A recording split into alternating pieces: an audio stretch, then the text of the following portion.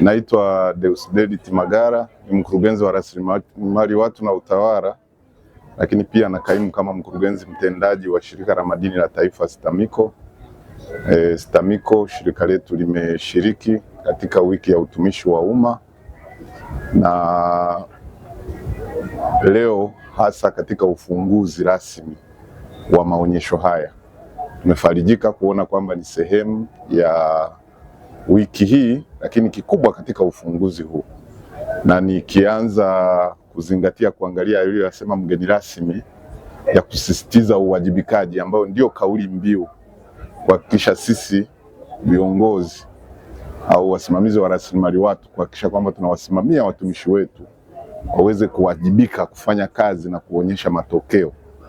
Sasa ukija kwa STAMICO, hiyo ndio tunao kabisa waraka wa uwajibikaji kwa watumishi wetu, kwa sababu shirika letu linafanya biashara, lazima uonyeshe matokeo.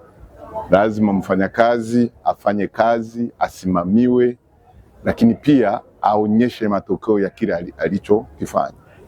Na tuna mgeni rasmi pia amehimiza kwenye hata kutambua wale ambao wamefanya vizuri. Kwa bahati nzuri na sisi kama STAMICO tulishajiongeza.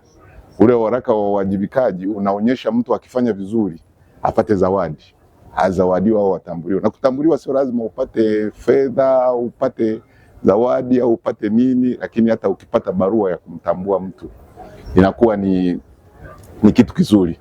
Lakini yule ambaye hajawajibika, hajafanya kazi, hajafikia malengo, basi na yeye apate zawadi yake ya kupata onyo au kusisitizwa au kukumbushwa kwamba majukumu yake ni haya.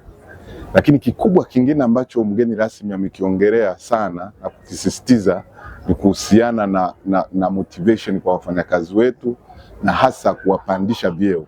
Bahati nzuri na sisi zoezi hili tumeshalifanya. Kuanzia mwezi huu watumishi wetu wanapanda vyeo kwa mujibu wa miongozo iliyopo, na miongozo hii ukiangalia bado inasisitiza uwajibikaji, kwa sababu ili uweze kuwajibika lazima uwe umefanya vizuri kwenye mfumo wa usimamizi wa utendaji kazi wa rasilimali watu ambao ni maarufu kama PEPMIS.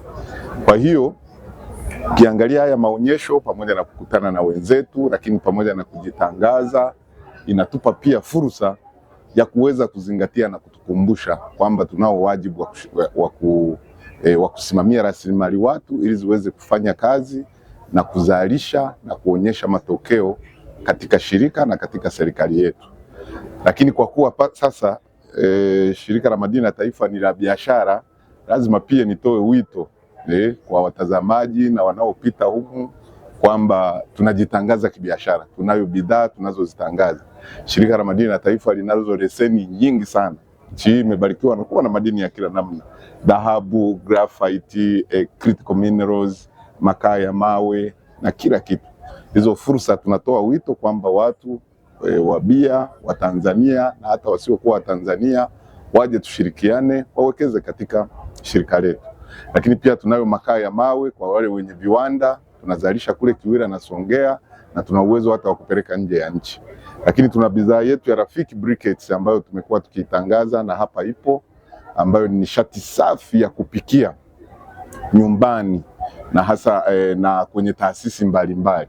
Kwa hiyo tunatoa wito sana kwa Watanzania na kila watu waje watumie hii nishati ambayo ni nishati bora na nzuri ambayo inakidhi viwango vya kimataifa.